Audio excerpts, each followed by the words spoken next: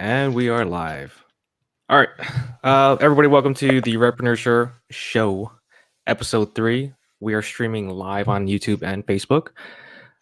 Streaming on Facebook on my personal page because I have not made a Facebook page for this. So we have myself, we have Nick Barry. Is that a White Claw, Nick? No, it's local pub. Okay. It's called nice. hashtag adulting is the name of the beer. Oh, that's cool, man. And we have we have Jeremy Womack, fellow Las Vegas resident, who's our special guest tonight. Jeremy, how long have we known each other for? I can't remember. I think I met you through Ryan. Yeah, Ryan Charm. Yeah, and it was probably in the nightclub days. Definitely nightclub days. Yeah, probably. Then I would say at least 10, 12 years. Yeah, when was it? Like, I mean, that was before 08, so. Yeah, when you were still doing like you're like really big into like the nightclub photography at that time, right? Yeah, I was all over the place shooting. I had my own site that was named I still have my own site named after me, but it was a different concept back then, and I would run around, take people's picture, and post them on my site. I started that because I had done that for Las Vegas Weekly, and then kind of spun it off to do my own thing. So for today's show, we're going to be talking about staying the fuck home. Yeah. Vegas edition. Yeah. You know, I think yeah. I think I'm going to keep it with this whole edition thing where we're going to just like talk about different areas of the world. Okay. So I don't know if you saw, Jeremy, we did the last show with Ryan himself in Hong Kong. So that was the Hong Kong edition. Was he in a coffee shop or something? Yeah, because he loves his coffee too, man. Yeah, you know. And how long ago did you shoot that? How long? Last week or? Last week, yeah. Last week, Monday. Yeah. Okay. So we're gonna talk about staying home, the current protests that are going around, how to keep your sanity, and if there's like, you know, some things that you guys can do to like this pandemic sucks. Everybody's starting to feel it. I'm starting to feel it. I'm over it, and my kids are yelling in the background. They're kind of over it too. We're over it. Enough video games. We're tired of them. God, 9:30 cannot come soon enough. Oh, is that when they go to bed? Yeah. That I have this thing where it just turns their internet off, and it's like, all right, gotta go to bed. Bedtime. That's funny. You should make it for 8:59 in the future. Yeah, we had it like that before the school shut down, and now we're just kind of like, all right, you know, maybe you'll just sleep in. Yeah. I was just saying, okay, maybe Mondays at 8:59. Every other day can be 9:30. Yeah. You know, I'm gonna have to take that into consideration. Just, you know, take it under advisement. Yeah. So Jeremy has done a lot of things over the years. You know, when we talked, when was it? A few days ago, right? I had no idea that you're doing all these different things, and so it kind of brought on another topic that I want to talk about. Was like, okay, what else can you do during this time to like get out on top for 2020 once this whole pandemic thing is over, whenever it will be over, hopefully soon. So why don't you just start with your background and what you've been doing and where you are now and what everything in between. So I've lived in Las Vegas for about 20 years. Actually, February was 20 years. And I'm 43, so that put me here at 23. And I have done a variety of things while I'm out here. When I first moved out here, I worked as a bartender and limo driver See, this is stuff I didn't even tell you about, but No. I'm going to tell the whole world. But everybody, some people know this already. At a strip club called Rick's Tally Ho. Now, Nick, are you in Vegas? No, I'm in rural Iowa. Okay, all right. So Rick's, it's quite the interesting club. It was an all nude club. Just for some background for people that don't know about Vegas. There's only one club in town in which you can have alcohol and it be a nude club. The rest of them you can only drink sodas and things like that. So when I put the quotes in for bartender, it's because I just served sodas and juices and things like that. Okay.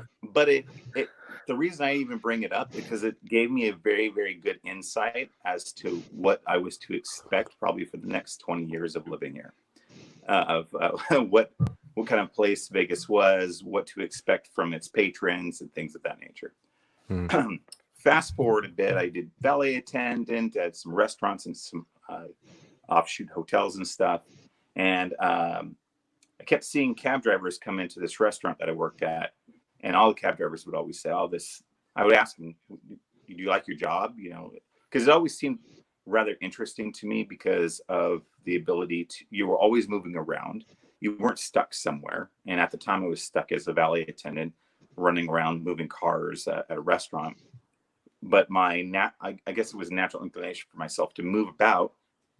And so I wanted to look into that job. All the dudes kept telling me, oh, no, this is a terrible job. You don't want to do that. And then this one female driver came in and I said, hey, look, everybody's telling me this is a crappy job. It can't be because obviously you guys do it. Is it a good job? She's like, well, it's a good job if you make it a good job. It all depends on you because it's not a normal job where you get an hourly wage. You only make money if the wheels are turning. So you got to pay attention to where you're going and all that kind of stuff in order to make money. And I said, well, my bills at the time, I think were like $2,500 a month or something like that. Mm-hmm. And I said, can I make that? And she said, yeah, that should be no problem. You just have to go out there and work. Don't be like these other drivers and then sit with your buddies at some restaurant or coffee shop and just shoot the shit. And, oh, sorry, can I curse? No. Yeah. Please do. Please curse. Okay. Yeah. So don't do that if you want to make money. Okay, cool. I can do that. I wasn't really interested in making friends with cab drivers anyway. So not that there's anything wrong with it. So anyway, I started to do that. You couldn't do that until you were 25 because you had to have, it was kind of like rental cars where you weren't able to do that until you hit 25. It was an insurance thing. And I started doing that. Kind of give you more of a broader spectrum. And you're more than welcome to ask me any questions you want of that job. I have no qualms of telling anybody the ins and outs of it if you want to know. But is it gonna be like fake taxi? What's that? Is it gonna be like fake taxi? Let's see. Well, yes, but it usually isn't a one-on-one. There was usually more people involved. Okay. So anyway, I've done that on and off for like 18 years. You go away, you keep coming back because it's stable. I used to keep going away from it because of politics, or I wanted to go do something else, you know. Politics in the job itself of like how they ran things. But what changed the game was Uber coming around and the cab companies kind of just lightening how they treated the drivers and things like that because they knew they had to because of the competition. Mm-hmm. I bring it up because, you know, this is an entrepreneur show. What that job taught me was the ability to go make money without anybody telling me how to go do that. There wasn't a guidebook. I mean, they kind of give you they teach you a little bit, but there wasn't anything that said, hey, go to this hotel at this time, and this is when you're going to pick somebody up. Go to the airport at this time, and that's when you're going to pick somebody up. Know where to go, when to do what, how to talk to people. As I was talking to you when we were talking the other day, Gideon, I learned by doing the idea that, and it sounds funny to say, but the nicer you were to people, the more money you were going to make. And that's an obvious thing to say, but you're selling yourself the whole time. You could just make money driving someone from point A to point B. But then you're just going to make whatever the fare is. What you want to make is more money on top of it, which is your tips. And the only way you were going to do that is by making somebody feel like you were their friend. And whether that was giving them advice about what to do when they're in Vegas, or talking to them about whatever problem they were having. You know, they had some surgery that they were coming in town for. A parent was dying. They were getting married. They were getting divorced. Your personality went like this all day long. And you had to go with that to figure out how you were going to make money the best. And it could be that you didn't say anything. You ask some questions and you get a feel. You're like, oh, these people don't want to talk. And you just shut up. So it taught me how to, when dealing with clients, how I needed to go about that. So you could use that skill set in a myriad of things. Sales, you could use it in management positions, which I did later at a different company I worked at. But you can use those skills for a lot of different things, especially if you want to be an entrepreneur. So, and then during that whole time, I'm a photographer. So I'm doing photo shoots. So I would be out driving, and then you get an hour break for lunch. So my lunch was, I would always take it around 11 p.m. and I would go, I think several times I probably saw you at Hard Rock at Body English or something like that. Yeah. See, I knew it. So, did you ever run around in a panda outfit? No. No, okay. Just checking. Oh, I'm saying no now. No. But we'll talk about that later. I would go park the cab, and whether it was Babies or Body English or whatever, I would go shoot for an hour, get my stuff, and then go back and drive the cab. And I was shooting them for Las Vegas Weekly because I was shooting their Vegas scene page at the time.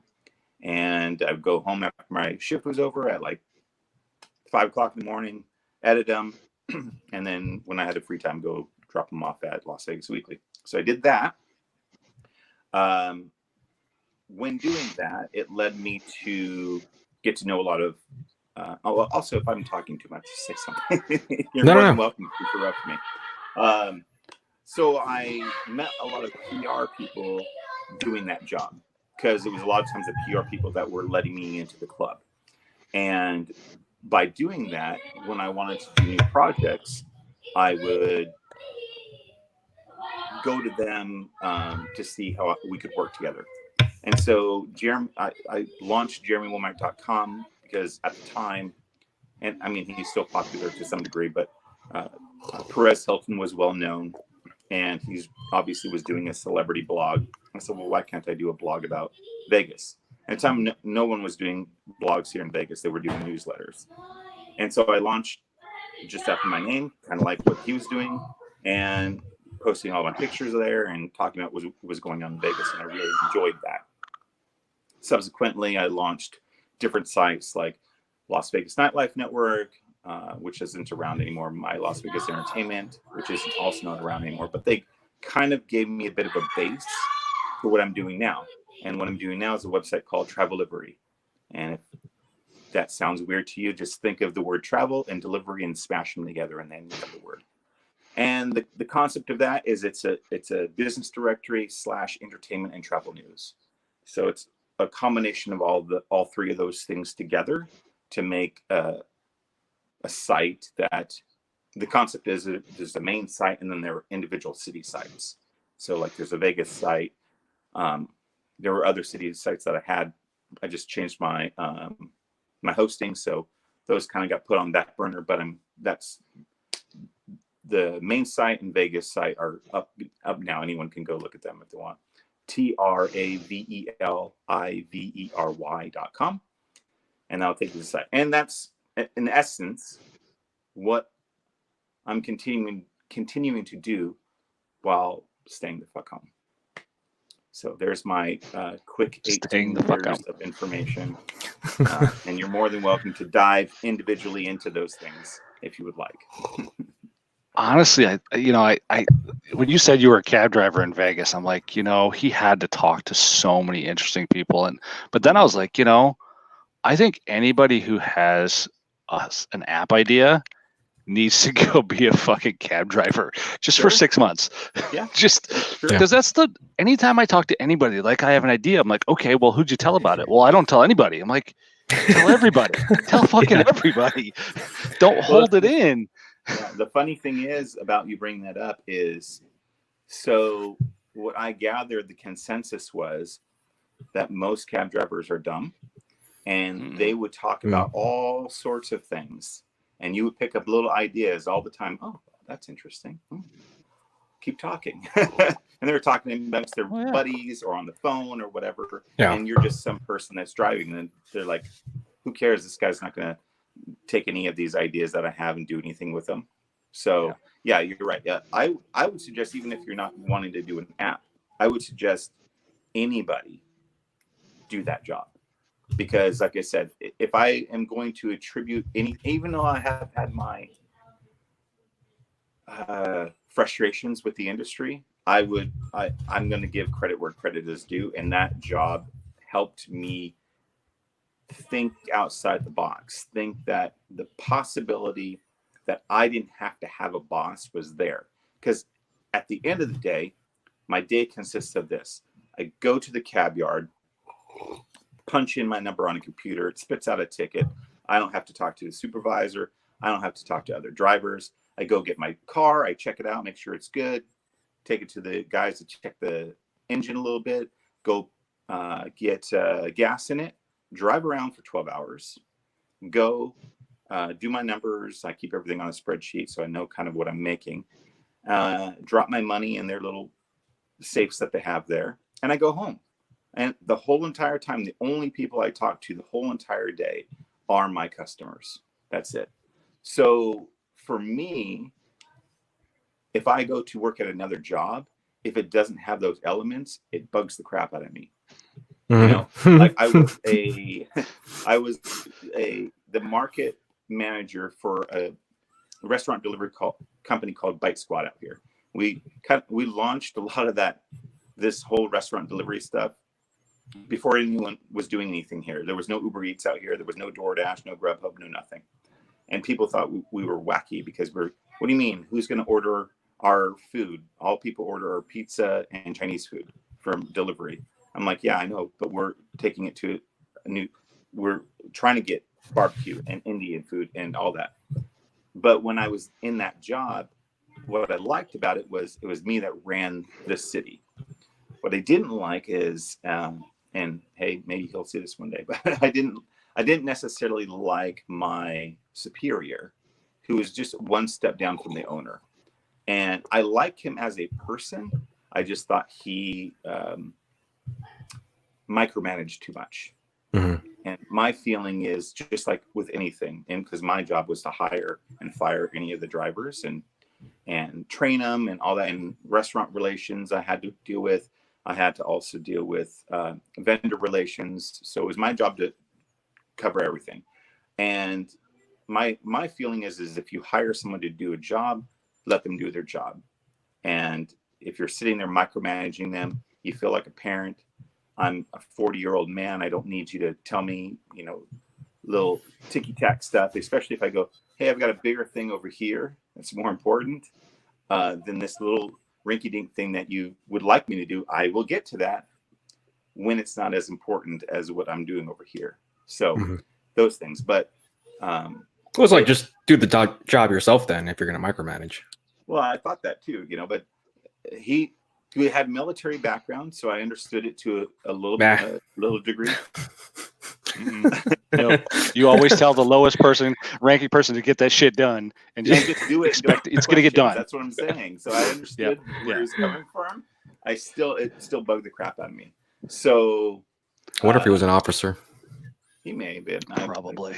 I forget. Yeah. I don't think he was military well, maybe it was in the United States. I think he's Middle Eastern. He may have been in the military there, but I'm not sure. I'm not going to quote it. But anyway, it was a frustrating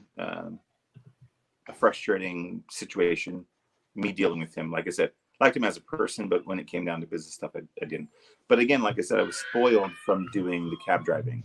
That was what I was used to doing, was my own thing, and as long as the job got done, then it should have been fine. Mhm. Not that it was done specifically how they wanted it to be done. So Yeah, it's whatever.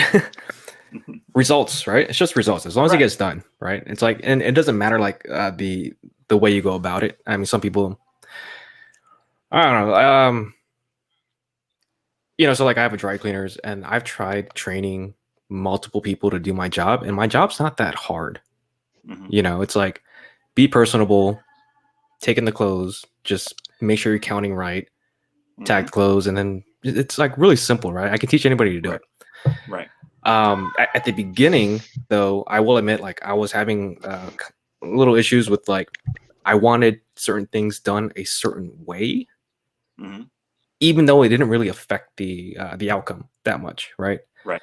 So it's like it's not like the person was wasting time or losing time. It's like it wasn't like a rush kind of position, right? And it's like, Mhm. well, I wouldn't do it that way, and it's like, well, what difference does it make? It's like as Right. long as it gets done, I'm like, yeah, Yeah. fuck it, whatever, right? Just Right.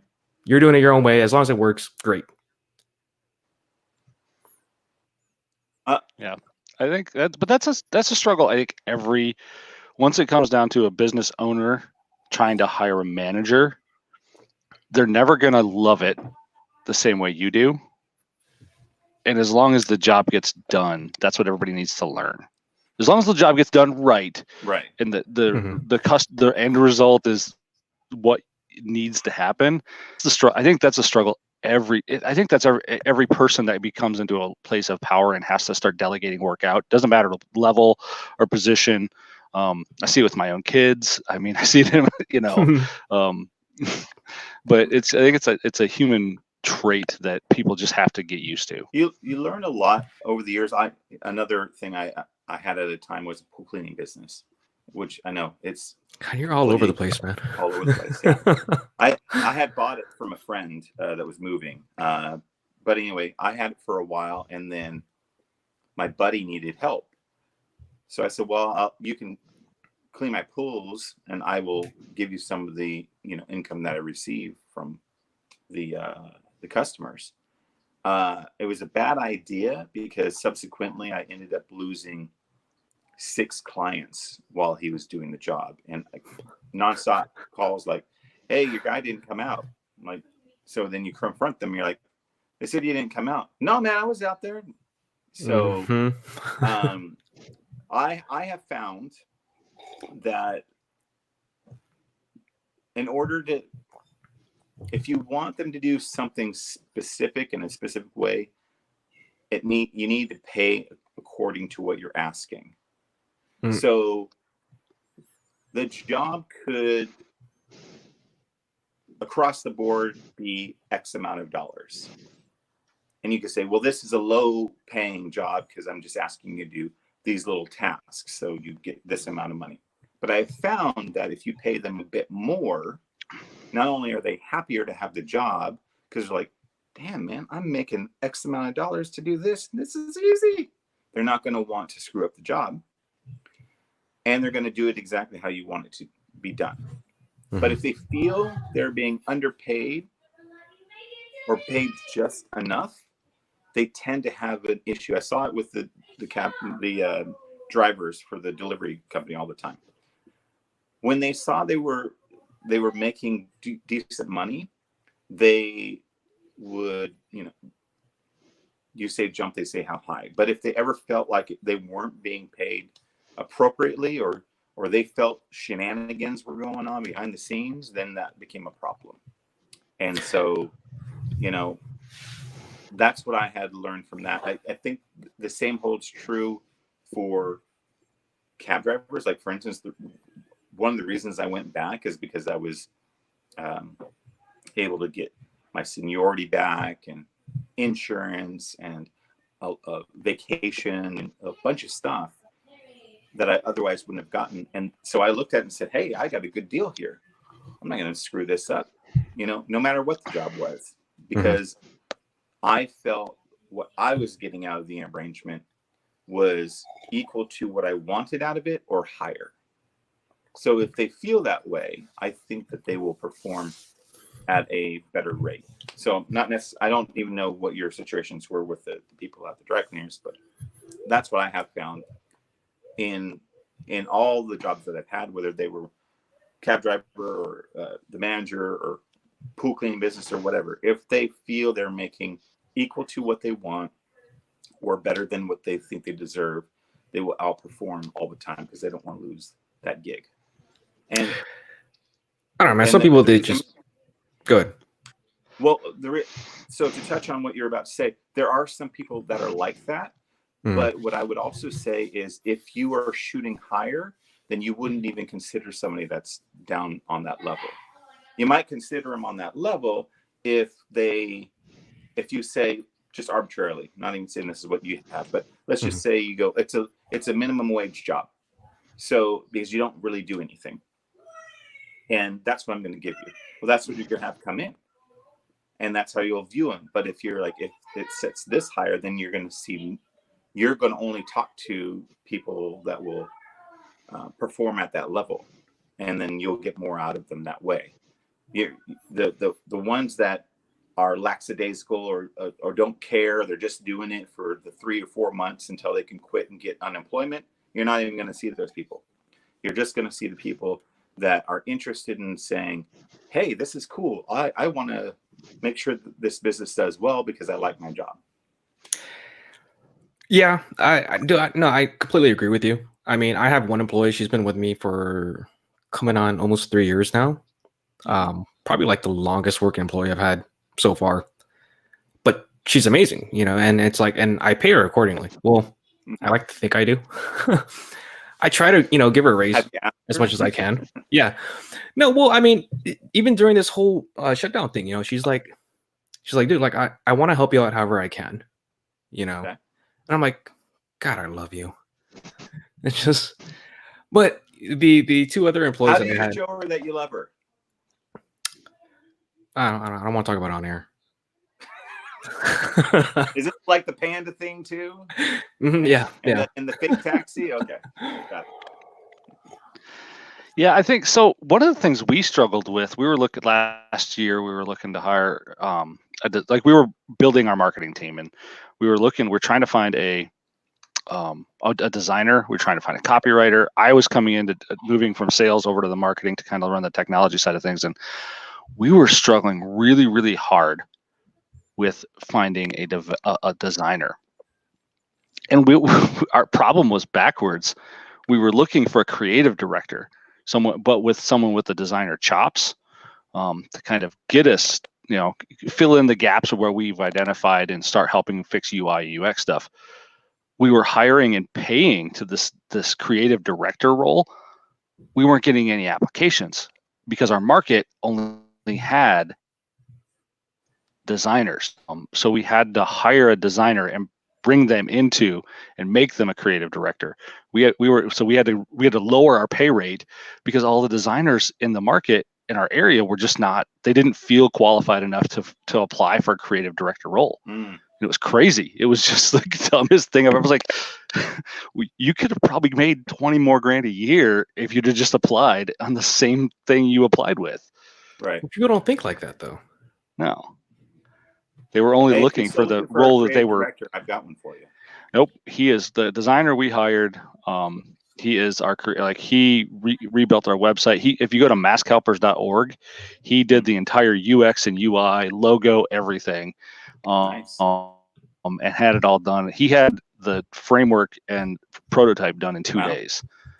And it's just amazing. Combined with our developers, and they took his UXD designs and made them pixel perfect. But we're one of those unicorn companies. Right. Awesome. Well, like Nick, like I was saying in the previous show, like people get wrapped up in their identities of what their job is, right? Yeah. It's like, I'm a bartender. I'm this. I'm a, just a graphic designer. I could never be a creative director. Like that's just way beyond my ability. And it's like, well, is it? Yeah. Have you tried? Have you, like why? Why not? Why not step up just a little bit? So the one thing I've learned over the last 20 years since I left the military is the people who are willing to do anything to help out anybody else are the ones who are going to be successful. Mm-hmm. Those are the ones you have to just sometimes you just have to go through all the chaff to find that weed, because it's just the process and it sucks. Yeah, the process definitely sucks. It does. It's funny that when I first came into Rocket Referrals, it was, I was like, whatever you guys need. You need me make 100 phone calls. I'll make 100 phone calls. You need me calling all those people whose subscriptions have run out. Give me the list. I'll make it happen. Oh, you need me to move boxes or make me load a pallet? Whatever. I mean, I'm the marketing technologist, but I still load pallets and unload trucks. Right. When I was at Bite Squad, it was a high turnover job. Like, to me, it was the easiest job anybody could have. So I don't know if you guys have done food delivery. You've probably ordered food delivery. But lots. The concept is really simple. And I would explain this to them. I said, look, you go to the restaurant, you pick up the food, you drive to the house, and you hand it to numbers. That's it. You just pick up and you hand it some. And it was sometimes pulling teeth with a lot of these drivers to just get them to understand that concept. Not that they couldn't do it, but there was always some problem. We guaranteed them $12 an hour.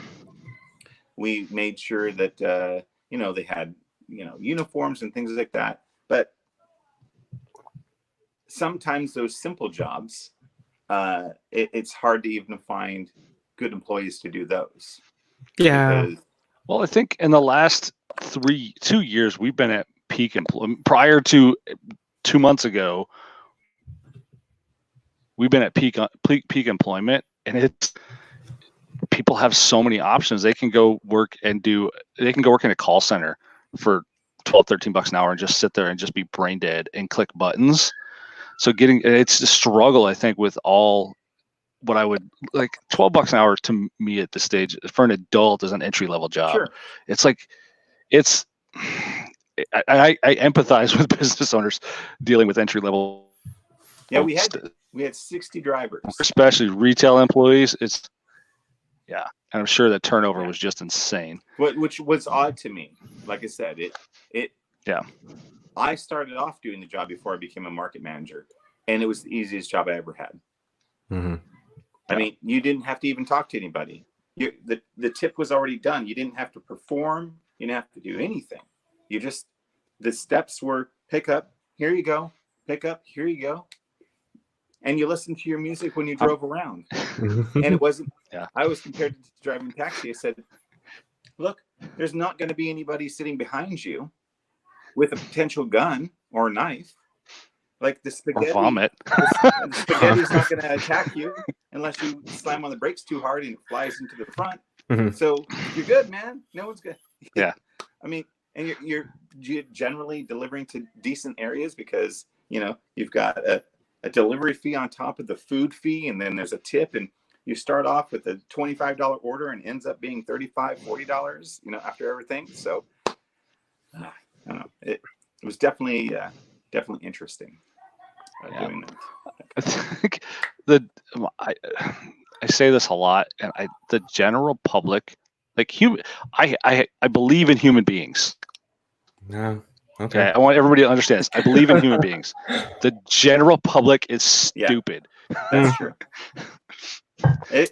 Individuals, I believe in individuals, but when it's a group of people, a large mass of people, they're dumb. Yeah. I mean, my social media feed is showing me that. So. Man, and okay, so that's a good segue to this part.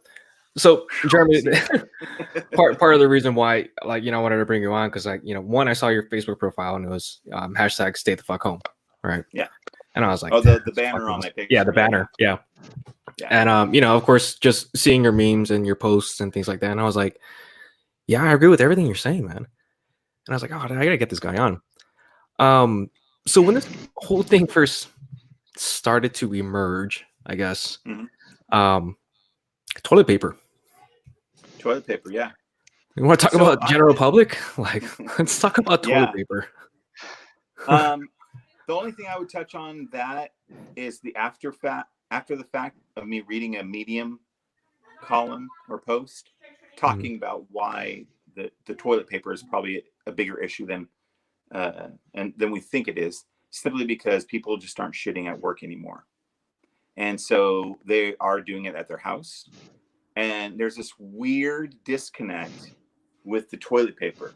It's like residential toilet paper and commercial toilet paper do not talk to each other. And the commercial toilet paper can't just change residential toilet paper, and they cannot get any connections with, let's say, Albertsons, because the residential toilet paper has that market, and they have no vendor relations whatsoever. So no one's shitting at work anymore.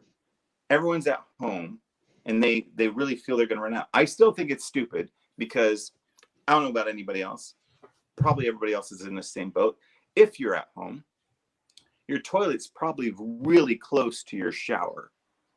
So if push comes to shove, literally and figuratively, and you need to take care of yourself, just go into the shower. It's literally right there. Dude, that's what I was Walk telling. off. That's what I was telling everybody. Yeah, but we're a herd tribe. Yeah. The tribe starts doing something and it just explodes We gotta throughout the do it. entire tribe. Yeah, everybody else has to do it. Like There's our one- in rural Iowa, our grocery stores are just now regularly having toilet paper on the shelves Mhm. this week. And there is consumer product goods, and it's like everything else. Consumer goods versus commercial goods are completely different industries. Like everybody's freaking out because, especially in Iowa and Wisconsin and the milk producing state, milk producers are literally pouring milk down the drain. The big thing going now. Well, they're like oil. resident. Yep, oil's impact, but like for milk, it's restaurants and institutional users are the highest consumers of milk products. Period. And schools are out. Schools are required to serve a milk with every single meal that they serve. So schools aren't pushing, aren't selling milk to the schools. Yeah. So it's just a trickle effect, and it's like the consumer and retail goods consumer and commercial goods they're fucked. Like, and then the commercial industry is not incentivized to do any retooling or what have you, because there's no indication as to how long this is going to be going on. So they just have to sit there and kind of do what they do. I think the one thing that's hurting us is the uncertainty. Like our governor just now closed schools for the rest of the year. Yeah. Like had she done that a month and a half ago, we'd be like our school districts would be ready to get our kids with online learning or distance learning for the kids who don't have internet at home. But because they sat there and twiddled their thumbs and could not make a decision, now our parents are like, well, our kids have to fucking learn, or next year is going to be a real shit show. Mm-hmm. Or they just let everybody pass. Well, that's what they're doing. Everyone gets an A. Yeah. Participation A for everybody. Yep. I was because of doing the taxi, I was in a unique situation because I could literally watch it real time happening, that things were basically going to shit. And I saw it dwindling in the first couple of weeks of March, and it hit the 16th, and I said, "Oh, I had throughout the day you could have anywhere between, on average, 10 and 15 rides. I had 3, and I said, "Yeah, this is not good." And the next day was my Friday, and I told him, I said, "I'm not coming in," and that was on like the 17th. And no, that was I forget, I don't have my calendar in front of me, but anyway, on the 17th, I talked to the HR lady. I said, "So with everything that's going down, what are you guys doing?" And they said, "Well, we're offering furloughs. That's all we're doing right now." And I hemmed and hawed about it, and like, I don't know what I should do on that. And I went ahead and took the furlough. And she said, just call us back in a couple of weeks and we'll see where we're at that time. Well, I did that. And when I called, there was only one person working there, and like, oh yeah, on the 18th, they furloughed everybody. So the next day, they furloughed the whole entire company, except for the lady that's basically taking phone calls and stuff. So it was interesting. And as a side note, not that it's that important, but on that very day is the last day I was able to get my insurance still. Because I guess they had told everyone, oh, you need to get your insurance before all this. I didn't know any of that. So I was able to still get my insurance. So even though I'm furloughed, you're not getting paid, I'm still getting my insurance, and I technically still have a job when everything opens up again, but I don't obviously currently. But yeah, so the whole thing, my biggest take on it is, yes, it's frustrating that we don't have some sort of an end date. We don't know what's going on, but the things that are going against us are, one, we don't have a reliable treatment. There are only 1% of our population has been tested at all, which is still a lot of people. It's like 3.5 million people, but our country has 330 million people. So 1% of our population has been tested. We don't have a reliable treatment, and there's no vaccine. So I get where people are coming from and being frustrated and not knowing what's going on and whatever conspiracy theories people want to talk about. Lizard people. Huh?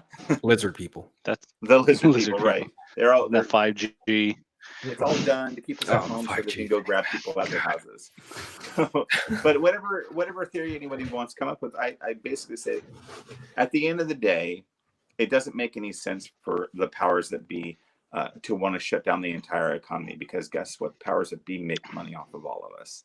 Even though we're doing our own thing, we're doing our own entrepreneur things, we still pay taxes. We still have to buy their products to run our little entrepreneur businesses or whatever. You still got to do those things. It doesn't make sense to, and if it was only happening in the United States, okay, but it's happening around the whole entire world. So that's, again, what makes me get the proverbial eye roll to a lot of things that I'm seeing online. And it's not to make anybody feel small or anything for their thoughts. All I ask is that they just take more of a logical glance at it and say, okay, if you really think that, why would that be occurring? What's the objective? And that's, I'm sure diving into those things is maybe not where we want to go. I'm just, for the sake of the staying home, is just that my interest is my own health and everybody else's health. And I think that is an important thing to take into consideration other people. I haven't seen my mom, my grandma, or my stepdad since Christmas. I haven't seen one of my best friends for over a month, and I would see her all the time. So it sucks. But I'll say this for entrepreneurship: if people aren't taking this time to do something, that idea that you've always had, go buy the domain name, go get yourself a hosting site and do something. The other thing that's interesting is that you have a lot of people that you worked with for a long time in whatever job that you had. Get together, all of you, and say, you know what? Who knows if we're going to go back to a job with anybody? So, hey, you're a good cook, and you're good at working tables and dealing with people. Let's start our own little thing, our own little restaurant, or whatever office environment you worked in. Everybody had their skill sets. All you people just come together and build your own little thing. And you can do Skype calls and whatever, and talk to people over or Zoom. That's the big thing now. do that and build your own little businesses together. You worked with these people for a long time. No one's making any money, so it doesn't matter if your little idea is making money right now. Just pour the foundation and start building the infrastructure.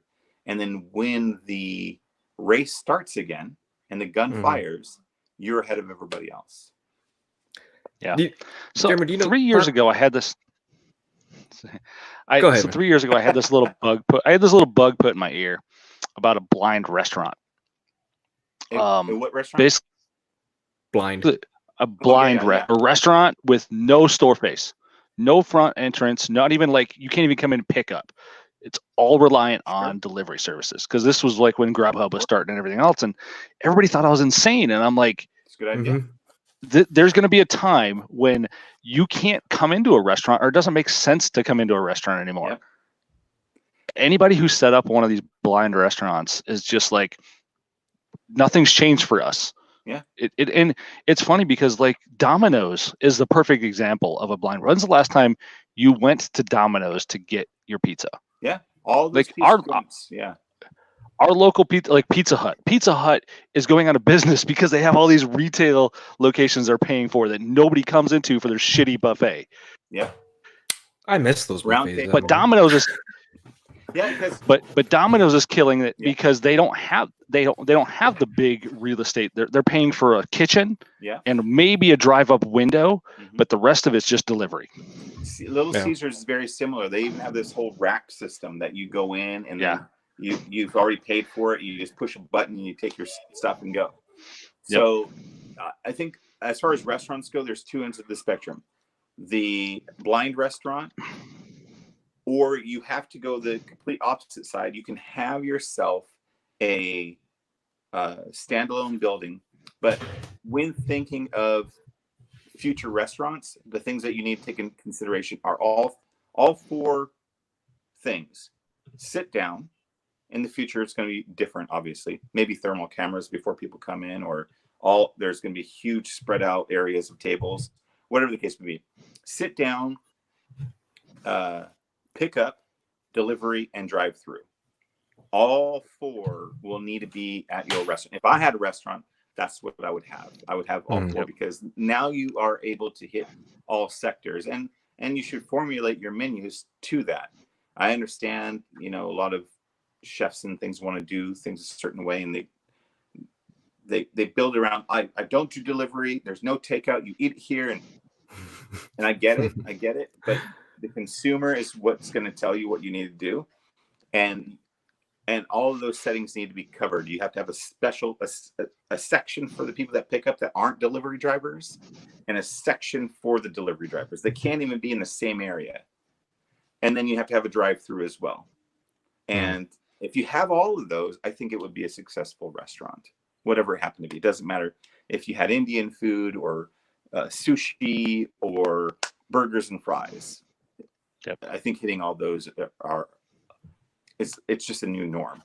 People are still going to want to go out and sit and eat, but when you're giving people options, they're going to take the option that is most convenient for them. Right. They're going to go sit let's go sit so we can talk while we're eating. The same concept they're doing with coffee places. Mr. Ryan agrees. I'm glad you agree, sir. Like Olive Garden is like my wife's favorite restaurant, but I hate going there because they make it such a pain in the ass to pick up and get out. I still got to wait with all the fucking idiots that are waiting an hour and a half for their table to get spaghetti. And the drivers they send to go where the bar area is or whatever. Like you need to redesign this whole entire thing. Let people picking up be in their own space, because they don't want to hang out with the delivery drivers, and the delivery drivers, because I have been one, don't want to hang out with the regular people either. And then a drive-through, perfect. You already know what you're going to get. Pull up. Oh, you want salad and breadsticks and these kinds of pastas? Here. How quickly can they put that out? They microwave everything, so it doesn't really matter. So just push them out. And if you go to drive-through, if you are going to a drive-through of a normal sit-down restaurant, you'll wait. I mean, people wait for In-N-Out, so you'll wait just because you don't want to get out of your car. When that line's like 20 cars deep, and you're like, I'll still wait. I'll still go in. I'll go to Shake Shack. Whatever your flavor. But I think that concept, I think it works. And it's just, we're all going to have a new normal. So I think maybe a takeaway from this is, instead of like stressing about it and worrying about what are we going to do, start thinking of what you would do in the new normal. Not fight it, not say, I don't want that new normal. Okay, maybe you don't. Maybe it's a better approach to be prepared for whatever that new normal is going to be. And maybe the industry you go into is one that doesn't even require you to deal with anyone on a one-on-one personal basis within 6 feet of one another. If you can create a business like that, maybe that's a better route to go. Service oriented, online, or whatever. And this is actually, if there's any silver lining, for a long time I've wished businesses understood that most of their jobs people could do from their homes. When I was the market manager at Bike Squad, I'm like, I can do this from my house. Yeah. Part of my problem with that guy was he didn't want me to work from the house. Why? Because they had a camera sitting by our little cubicles and had a camera. They just want to make sure you work. They want to make sure that whatever money they're giving you, you're actually doing something for it. And I say, as long as the work gets done, what does it matter? They're paying for your time, not results. Yeah. Well, they both for both. Let me tell you a little secret. Let me tell you a little secret, business owners. Your staff spends about 60% of their day fucking off. If I know, dude, 8-hour days. Yeah. Bathroom. Oh yeah. Or eating, or at the water cooler, talking, chatting, whatever they're doing. They're not browsing doing their Facebook or Reddit. Yeah, like their job is. There's so, like, when I was in IT, I automated 90% of my, like, the first thing I did when I got hired at the company was start writing scripts to do everything. And I had little icons all over my desktop for different things I had to do on a regular basis, because I figured out anything that I spend more than an hour of my day on, I could probably automate, figure it out. Yeah. And I started playing video games. Well, because I'm like, I have to be at a desk to babysit and look for tickets and do all this other stuff. Well, you're not paying me any more money to be more productive. I'm gonna. And the problem that a lot of bosses will get into is they'll see people that are really productive, and then they'll go, "Now, I understand that you finished your job, but you need to go find something else to do. What do you want me to do? You want me to vacuum? You want me to take out the trash? Busy work? Yeah. Yeah. You pay me to do this job. You happen to find the scripts to be able to do your job for you. So I was like that. They wanted me to do sales too. I had no problem doing sales, as long as they said, "Oh, they didn't want to give me more money because I was asking for a raise." They said, "But if you do sales, we'll give you $100 spiffs on each restaurant you bring in." Cool. So I'm doing that, but then they start trying to make it a requirement. They see that I'm successful at it. Then they try to roll it out to all market managers of all the different cities. Okay, all market managers are all salespeople now too. And so then they wanted us to send in weekly reports who we're talking to. And I'm like, well, if you're going to treat me like a salesperson with a weekly report, then I need to make more money. Yeah. Well, no, this is part of the job. I said, well, no, it's not really. So I'll tell you what. It's not what I signed up for. Yeah, it's not.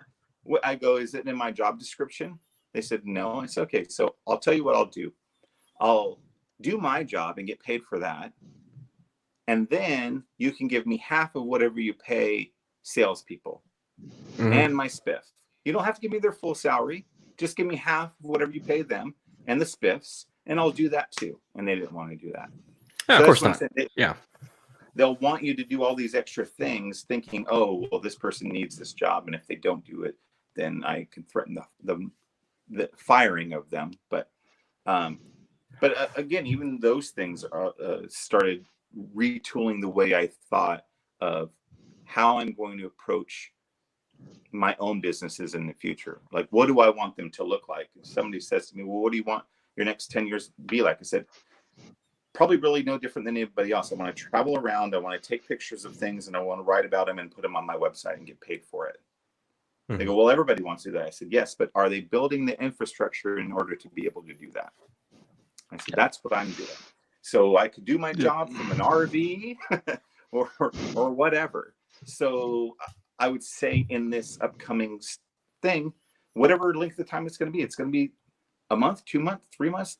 They're starting to try and maybe pass a bill that people's mortgages and their rent is covered for an entire year. So if that doesn't tell you maybe where we're deferred? looking at. Deferred for a year? No. No, It's like forgiven. what they're yeah, doing. paid. Basically, the Fed will pay it. Yeah, the Fed's going to pay. It's not anything that's set in stone now, but it's what they're talking about. What the point of it being that the rental people don't have to pay, and so the mortgage people will still, well, how do we cover it? Then they're going to cover it for you, and but if you take their money by doing so, you're not allowed to raise your rent for the next 5 years. That's part of it too. So if you take their money, that's what you get. But anyway, just to give, I mentioned that just to give you some insight of what they're thinking is going to happen.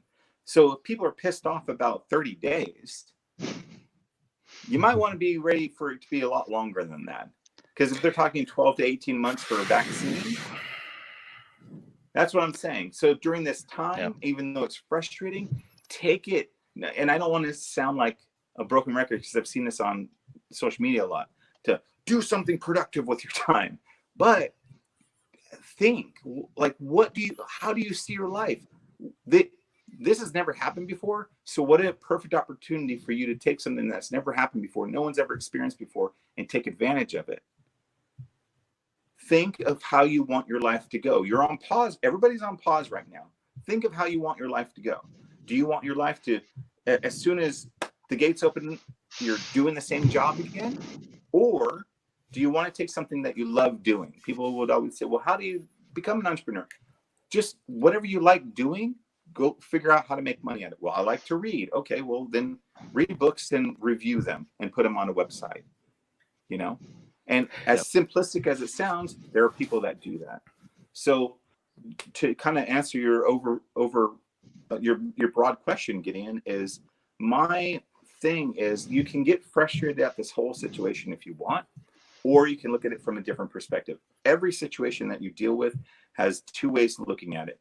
You can look at it from a negative point of view, or you can look at it from a positive point of view. So if you want to look at it from a positive point of view and say to yourself, let me really sit down, meditate, or however I want to figure out what it is I want to do with my life, you don't get these opportunities at all. Our parents didn't have these opportunities. Our grandparents didn't have this opportunity. It's a sucky opportunity because it's coupled with a virus. But take it and think to yourself, how do you want your life to go? You have the opportunity right now to do that. So if you're not even if you're an entrepreneur, maybe you are, that's probably why you're watching this right now, but maybe you're not, and you're just curious.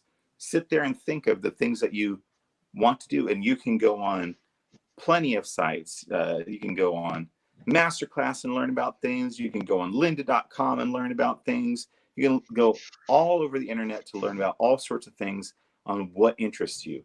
And you just have to ask yourself that question: what do I want to do? Not, oh, what do I want to do? Just in a positive. What do I want to do? I have this time to change my life. What is it that I want to do? Take these skills that I've acquired, that somebody else paid me to learn how to do, and apply them to this new thing that you want to do. You know, honestly, before all this started, I hated working from home. Hated it. Like, I wanted to be in the office. I wanted to be around people. Honestly, I'm like talking to my boss. I'm like, I'm loving it. Can I do this forever? Yeah. I mean, I'll come in for meeting, I'll come in once a week or something for meetings because I still, but like, I get to, hang out with my kids. Like, I block off time to where I just it's just me and my youngest. We just hang out and do, I say, what do you want to do for an hour? Oh, you want to play a Play-Doh? Sweet. Let's play a Play-Doh for an hour. Yeah. Because like my job has the flexibility to allow me to do things as long as they're done before the deadline. Right. They're done. Yeah. So I can literally, so I'll have time blocked off on my calendar so nobody can schedule meetings with me. So nobody can go, hey, what are you doing? I'll be like, my time's blocked off. I'm not even answering you right now. No. Oh, is that your me time today at 4:20? Yeah. Gotcha. Cool, man. Actually, I was assembling a trampoline at 4:20. Oh, is that what you call it these days? I like to say to people, I say, listen, so like I said, I'm 43. So just 10, 15 years ago, imagine if this happened then. And all you had was your little stupid Nokia phone that all you could play on it was a snake game. Snake. And you couldn't talk to anyone really, and texting, and you didn't Not until have after the 7 internet the way p.m. you do. What's that? Not until after When you- 7 p.m. when it's free. The minutes Right, are free. exactly. Yeah. Oh, you can't talk to me now. You have to wait till 7 p.m. because Yeah. that's evening hour stuff. Yeah. But we didn't have streaming. You didn't have any of that stuff. I know, it's crazy, right? Right. The fact right now, I'm talking to you via my iPhone connected to a nice microphone. We're having this conversation for an hour. This wouldn't have been possible. This would not have been possible. So it again, I'll go back to, I understand the frustration, but if you look at it from a broader perspective and look where we are and look at the time that we are in, if this would have happened at any other time, it would, imagine people in 1918 when they were dealing with the Spanish flu. How pissed off would they have been? That everyone's shitting in the streets. You know, people are worrying about picking their vegetables. There's not really grocery stores to go to. They don't have anything. And maybe they have one book, and we are sitting here with Kindles that have hundreds of books on them in the palm of our hand. So that's the part that frustrates me. Is I'm like, all you sound like is a little whiner because we have so much stuff at our fingertips, and you're not taking advantage of it at all. Dude, we're spoiled. I mean, that's what it basically boils down to. It's like we're just spoiled. You know, it's like, oh man, I don't even know where to start with this. And well, it's like you have to stay inside. You could go for a walk around your neighborhood, wherever that is. I mean, you just have to maintain 6 feet distance. That's pretty easy to do. But don't go to a park and play football. You know, or have coronavirus parties. Right, coronavirus parties, hugging everybody. I'm like, look, you can still. This ain't the chicken pox, you dumb fucks. Right. I don't understand why they. Oh, yes, this herd immunity is going to work. No, not on this. It's not. So. Yeah. I like that. It will work to a point, again. But we have to get through the. Yeah. Get it again. So the whole idea is like you have chickenpox one time, you're done with it. No, this thing is. Yeah, but now you get. What's that other thing you get from chickenpox when you're like 60? No, Shingles? There's another shingles. Oh, yeah. So you exposed your child to chicken. They got the chickenpox when they were 7. Right. Well, now when they're 60. Now they're gonna be fucking miserable. We've got shingles, or you could have just given them a vaccine, right? Yeah. You know, because you're afraid of a little chemical. Don't even start on that. What's that? Oh, you don't want to talk about that? Okay. No, Nick. I don't want to get to the whole, Karen and her vaccinations, anti-vax thing. Yeah. The only thing I'd say is, look, it comes down to caring about other people. Okay. At the end of the day, we're a society, and people want to get out so bad and go see other people, and they see that aspect as being a society, but they don't see it as being a society when you tell them to stay home so they don't potentially kill other people. They're like, well, that's not my problem. And I'm like, how about you just stay home? And again, since this is an entrepreneur show, and do that. Be an entrepreneur. Go figure out what you want to do with your life that doesn't require you to work for the man, and go do your own thing. And, whether for me it's doing photography, or it's me with my website, or if you want to figure out how to do drop shipping, or you want to figure out how to do marketing for companies, or whatever it is, there's a myriad of things that people can do sitting confined within a 5 foot by 5 foot space, and they could make a business for themselves. Dude, I kind of lost my cool on somebody on Reddit this afternoon. They were complaining because their local service business, which has relied on door knocking and flyers for 10 years to survive. They're like, I don't know how to do this. I'm going to go out of business because I can't knock on doors. I'm like, and I was like, take your flyer budget, create a couple of videos about the thing you do, and run an ad on Facebook with that flyer budget. Well, my audience isn't on Facebook. I was like, everybody's on fucking Facebook. They're bored out of their mind. Yeah. Yep. If they're not on Facebook, they're on Instagram. And guess what? That ad account's links across both. TikTok. Don't complain. Just try to learn something new. And like, they're like, well, if I give away my secrets, nobody will hire me. I'm like, dude, Oh my God. Everybody. I know how to shingle. I know how to replace siding. I know how to do concrete work. I'm very handy. Guess what? I'm fucking lazy. I'd rather pay it out. Right there. So that's the funny Yeah. thing, is that people will worry about, let's just take YouTube, for example. Let's say you told someone step by step how to do any of those projects that you just mentioned in construction. And they watch it, they're like, well, that's good and all, but I don't really want to do that. Mhm. Hello, thanks for all the information on YouTube. That was really cool, but can you come over and do it for me? Yep. So you can, even if it's describing as your product, you sell something. You're flyering people's doors because you want them to buy something from you. Okay, whatever that thing is, find the model number of it. It's the Sony blah, blah, blah, model number, whatever. That's your title of your video.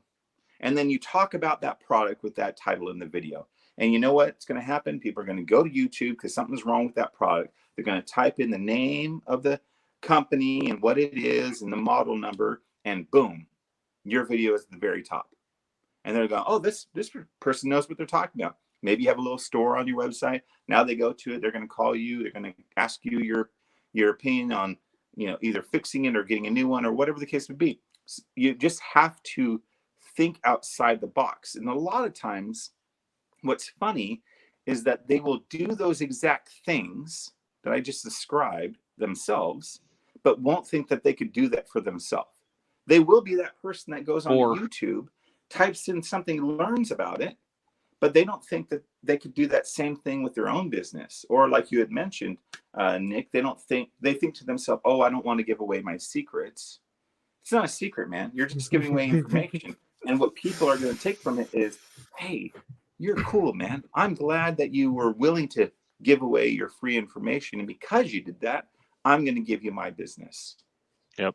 People buy from people they know, like, and trust. That's all it comes down to. Yeah. We were kind of talking about that earlier in the cab driving. The passengers give tips to people they like. So I have 5 minutes to make people my friend, driving them around. 15 minutes at the most. And if I do that, I know I'm going to get $5 out of them, $10 out of them, $20 out of them. Who knows? I know I'm going to get zero out of them if I don't talk to them. If I don't help them with their luggage. If I don't say, hey, have you seen this show? Have you done this? Oh, you should check out this really cool thing that most people don't know about this town. Oh, thanks for all the information. Here's some money. Yeah. So I'm giving away my free information. It's not hurting me any. It's helping them. And does it mean that every single one of them is going to break me off a 20? No, but someone will. But they'll probably give me something because they appreciate it. And on top of it, most people don't do that. So then I stand out, because what they would always say to me is, oh, wow, no one ever talks to us. I said, I can't stand driving around for 12 hours and not talking to people. That would bore me. So that's why I keep saying, and I go back to it, is that job helped me across all sectors. I was able to learn a variety of different things and apply them to all sorts of different jobs that I've had since then, and potential businesses that I've started. So, one of my biggest frustrations with small business owners, this is 20 years of experience. They want you to pay them for their expertise as whatever they do, but they don't want to pay marketers or managers. Or I'm like, you expect me to pay you because you're the expert. Well, maybe you should hire a marketer and don't consider their salary your marketing budget. Oh my God. It was always frustrating. I interviewed. Yeah. Go ahead. Sorry. I interviewed at a company like that. I said, so what's the marketing budget of the company? They're like, oh, well, it's the salary. I'm like, well, what do you expect a marketer to do with their salary? Is there any ad budget? Oh no, our budget's completely in the salary. I'm like, oh, I'm good. We're gonna end this conversation now. I walked out of that interview. With even if it's not those, it's sometimes hard to go to companies themselves that you want to do that for marketing. and convince them that what you're doing is helpful to them. Because a lot of times they have no way to measure the ROI. I'm like, has your income increased? There's your measurement. Well, how do I know that's directly from you? I'm like, well, what was it like before I got here? Well, it wasn't the same. I said, there's your ROI. Well, and they keep going back to, how do I know you did it? I'm like, because it wasn't the same as it was before. It's different now. You make more money. That's me. That's why. That's understandable. But at the same time, like I get where that person's coming from. When they're like, sure, well, how do I know it's yeah, if you can't see the ROI, right? It's like if it's directly tied to like your efforts. So like because a lot of marketing companies, they'll come in, they'll go to a business like, hey, put your ad on the radio, right? And give them like just a basic ad, not even like a direct response ad, on the radio, where it's like, hey, use this code, right? So you can tell where they're coming from. Sure. And they come in and they're like, well, I did this whole marketing thing with you guys, and I paid you a whole bunch of money to do this for me, and I'm not seeing any returns. And it's like, well, that's out of our hands. We can't help you with that. It's like, did you, target the right people? It's like, well, what do you mean? That's your job. Yeah. It's like, well, they take credit for all the successes, but they can, have plausible deniability when it doesn't work. Right. See, and that's been my thing since I started, like at Rock Referrals, like we fuck up, marketing fucks up, and we don't get with like, okay, time to figure out why we didn't get any people on this webinar, or like this last webinar we had lower, not lower attendance, but lower registrations. I'm like, probably the topic. I mean, just because of what the topic was, it was about employee engagement. I'm like, most people aren't too excited about signing up for an employee engagement webinar, but they'll definitely listen to and sign up for a digital marketing webinar. I'm like, so our topic was probably off. So I'm going to take that. I'm going to take that on my nose and just be like, we just picked the bad topic. My fault. When it comes to a lot of that stuff to get people to sign up for webinars, I get that there's some things that are like a secret, but if it feels too secretive, I just go, oh, I'm not going to sign up for that. I mean, especially if I'm not given any information whatsoever, it's just, it keeps being a lead on to, once you go in there, you're going to hear what I've been talking about for 15 minutes of saying the same thing. I've got this great thing. It's wonderful. And let me tell you why it's wonderful, but I'm not going to tell you what it is. So we don't like, that's when we started doing webinars again, we're like, it's going to be value driven, no sale. Like we're not trying to, there's no pitch. The only pitch is sign up for our email list so we can tell you about the future webinars. That's the only ask we have of people. And smash that like button if you guys like this. If you guys like this kind of, hit that like button, guys. It's the listeners right now you're saying that to, or his yeah, everybody. Yeah. Hey, Nick, spread the word, man. Yeah. Smash it. Yeah. Smash that like button. Hit the subscribe button while you're at it. Well, it's been a good chat so far. Yeah. You guys ever done a timeshare? You guys are going to like a timeshare meeting or a pitch? Have I been to one? Yeah. No, because luckily I've just been able to avoid. I just said that I live here in Las Vegas, so I don't need a timeshare here. It's funny, like the last cruise my wife and I went on, we were in St. Kitts, and we were in this mall, and the guy's like, hey, why don't you come, he hands us a scratch off, and they're like, oh, well, you got to come with us for the prize. I'm like, I wanted to go through this because I'm a marketer and I wanted to see like what their persuasion techniques were. But I looked at my wife and went, no, I can't go with me because we're going to sign up for a timeshare if you come. I'm going there for learning, and you're going to actually want the thing. You're going to spend money on a timeshare we can't get to because we don't go to St. Kitts except for on cruises. Right. So I've been this close to one. Like we got all, because I was like taking mental notes of what the guy said, what his posture was like, all the way until we got into the office. And I sat down. They gave me the cold water because it was hot as fuck, and because we were in the Caribbean in August or September, and Yep. Did we lose? We're gonna bow out of this before You froze on us for a second there. Sorry about that. We got all the way to the where we got the cold water in the air conditioned office, and then I was like, we're bouncing. The advantage I always had of doing that cab driving job is that we always got a lot of free tickets to shows and stuff. So another thing that was able to, dissuade me from going, I never needed their show tickets, and they were always for some cheap show. And then also I would pick up those people sometimes that just got out of a timeshare and then got to listen to their complaints about it. And they're like, man, we were there for 4 hours. We said no in the first one, and they made us sit there and wait for our free tickets. I'm like, yep. So there are lots of advantages that I got, like an inside look on society doing that job. And that was one of them that I got. Oh, okay. I guess I never have to do that, because I certainly don't want to be in that situation. But I'm assuming that you may have asked that for a reason. Have you ever been to one, Gideon? Yeah, wife and I went to one in Palm Springs. We got a friend, or actually one of our customers at the cleaners. He was running the marketing department at the hotel that we were staying at. It was a timeshare. We got free rooms because of another friend who hooked us up. He just happened to be working there. And I was like, oh shit, hey man.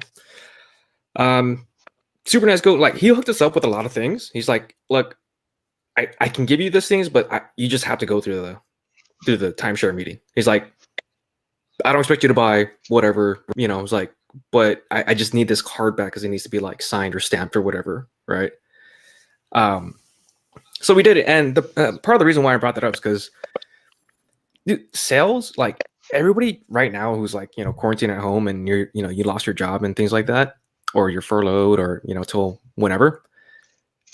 I think sales is like one of like the best jobs you can get into. If you've never done it, like, try it. Like, you could suck at it, but what else are you going to do right now? Right. Well, the advantage is that you're not face to face with people too. Yeah, you can do it over the phone, dude. Oh, it's so easy over the phone. It really is. Like, dude, I used to make 100 credit repair lead calls a day. That's insane. That's too much, man. I would get hung up. I wouldn't want to do that. I would get hung up on 99 times a day. if I even got that far. And this was only 2.5 years ago. So, like, caller ID, like, they knew that, like, it was like, I didn't do any scammy things or like redirect numbers or any stuff like that. But it was still like, they didn't know who that was. So I had to start texting people, and like, yeah, if you want to learn about human beings and human psychology, get into sales, because that's your fastest way to be successful, is start learning the psychology of persuasion. Mm-hmm. And vet out the company. Like, because of course, sell Cutco. Well, no, at least it's a product, right? At least it's a product. Yeah. So the reason I say to vet out the company is, for 2 weeks I worked at a company out here called NOS, and basically they sold long distance, but they sold long distance not in minutes but in call units, whatever the hell that means. But yeah, okay. 2 weeks is all I lasted. For one, I felt it was scammy.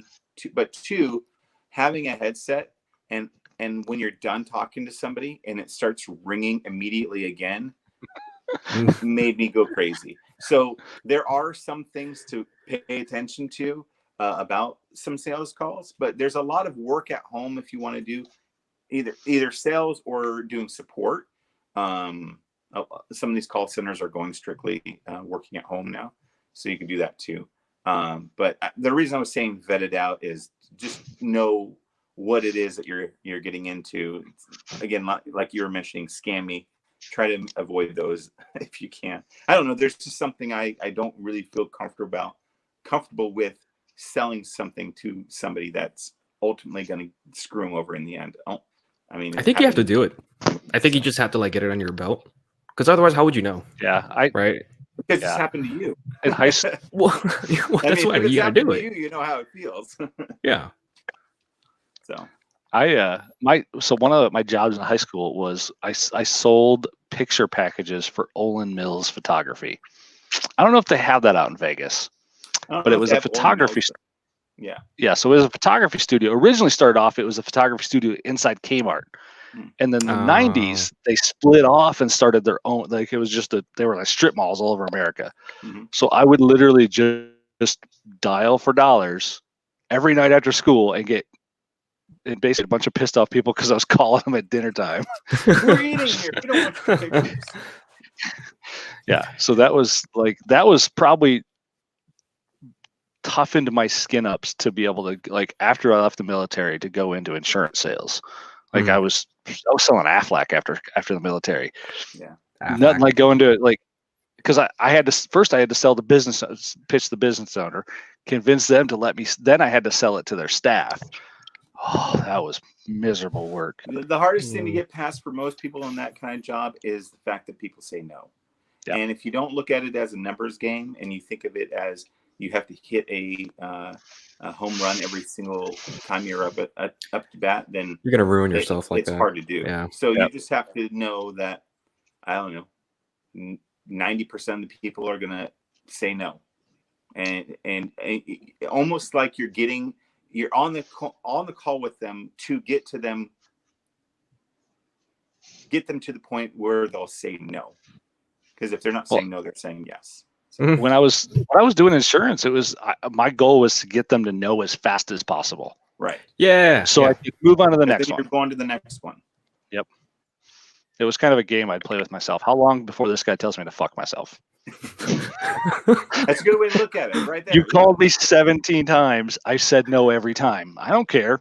I've got nothing else to do. It just calls you automatically, sir. I'm really sorry. Yeah. Yeah, Oh, so man. that's a good field to get into. That again, that you can do from your home. So I just look at sales like I'm first time I actually did like actual sales was sometime last year. Like I had a little stint with this one company. Did it for like a few months. Oh, we're not mentioning your companies, huh? We've all mentioned our companies. Yeah, I won't mention them. They're not worth it's not worth it. Okay, got it.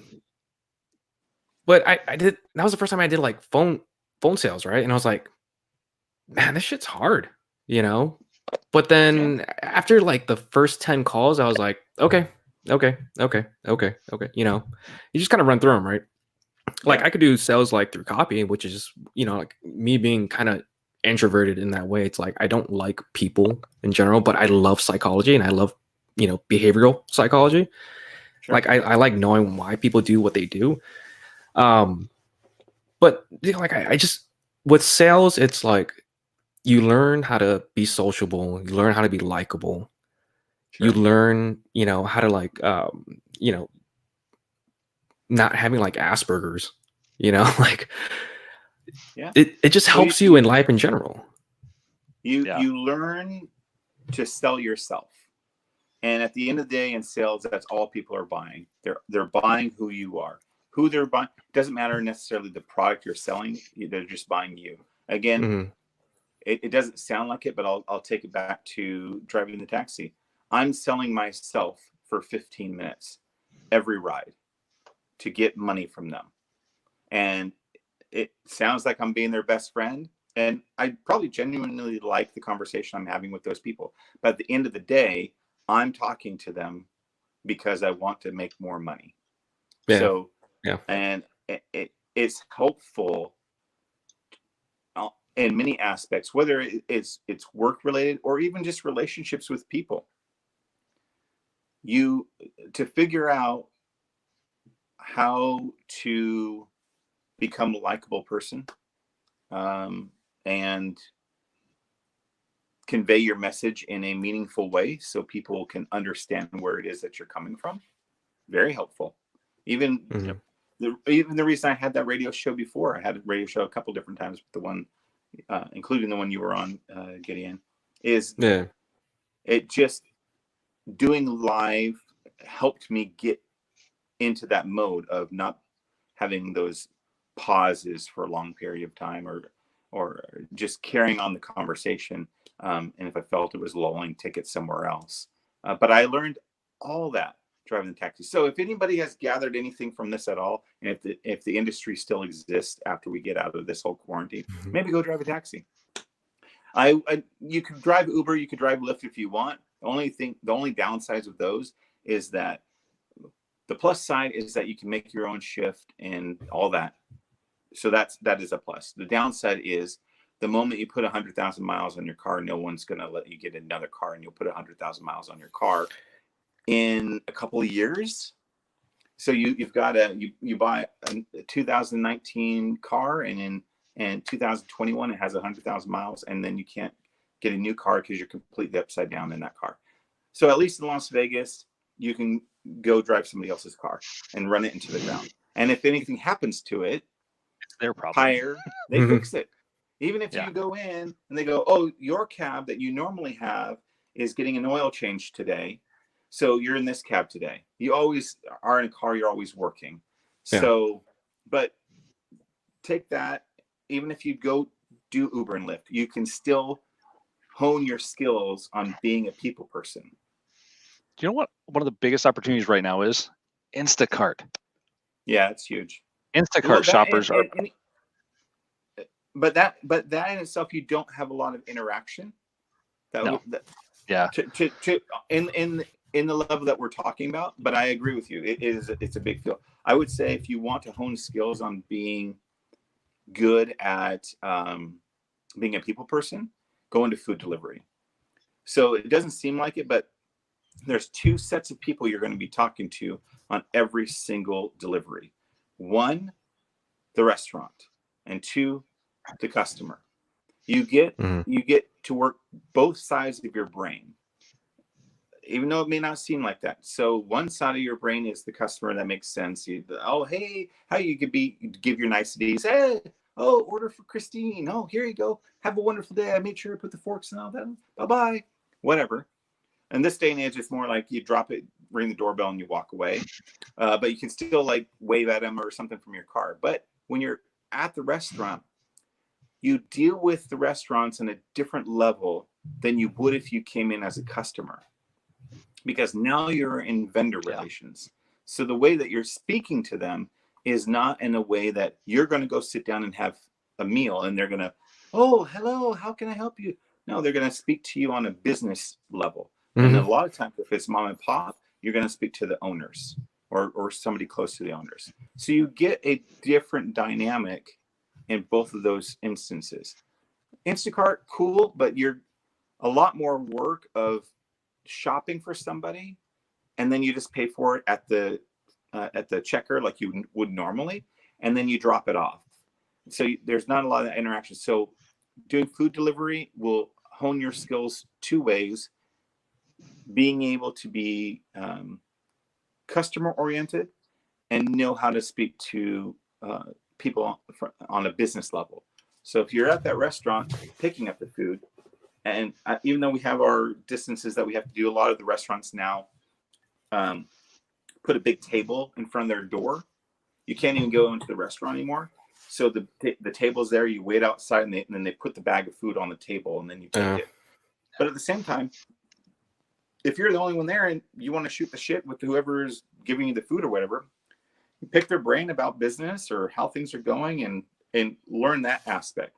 So again, I wouldn't have thought of that until I started doing it. I'm like, oh, this is interesting. I am here talking to this person on a business level.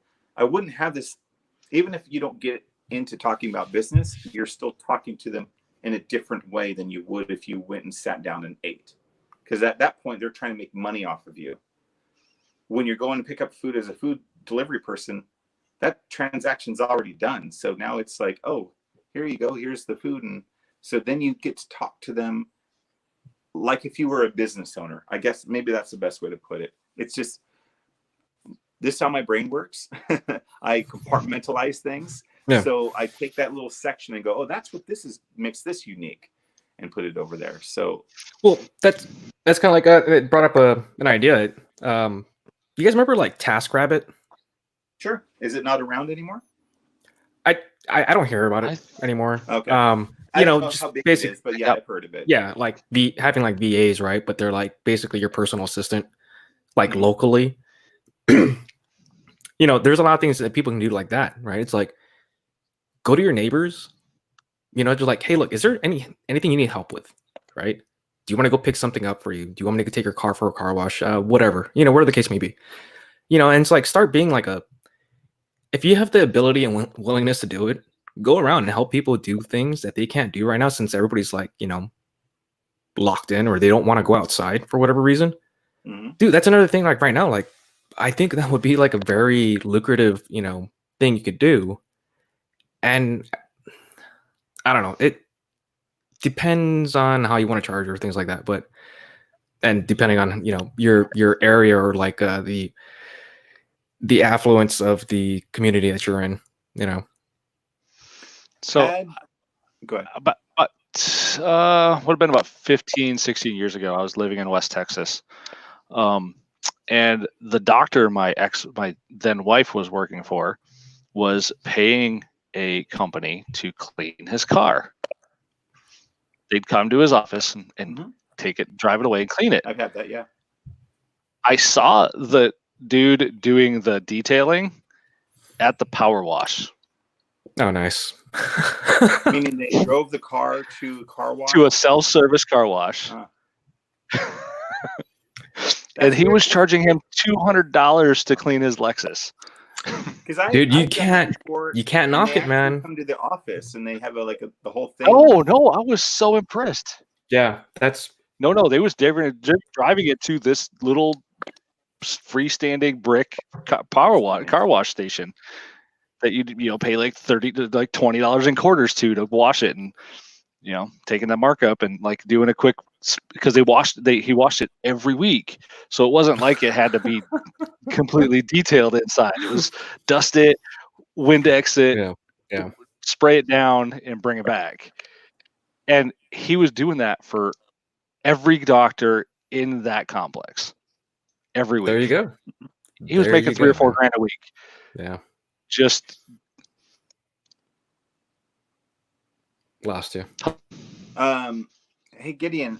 Yep. So had you ever thought of, I don't know the logistics on it. I do know some of it just because of what I've done in the past, but why would not a dry cleaning delivery service on a mass scale work? Now, if a delivery, and I've seen people in town, like I think I've seen like Tiffany cleaners or whatever running around town with the van doing that. But for an individual company to do it on their own, it seems cost prohibitive.